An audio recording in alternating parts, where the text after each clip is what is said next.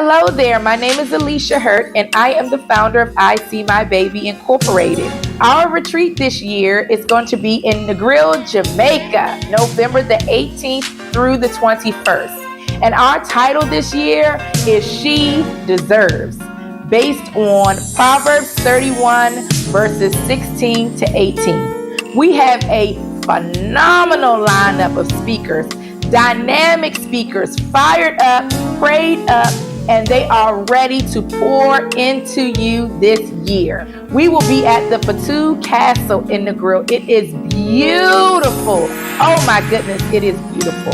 Please prepare yourself to be restored, be renewed, to be poured into, and to overcome whatever that might mean for you. I want you to understand that at I See My Baby, we are a community. We are a sisterhood. We embrace you. There are no judgment. There are just results to help you walk through your journey. Again, you are not alone. If you would like to learn more about our organization, please click on the program tab and also the why tab. It will give you a plethora of information. I can't wait to see you in Negril, Jamaica. I'm so excited.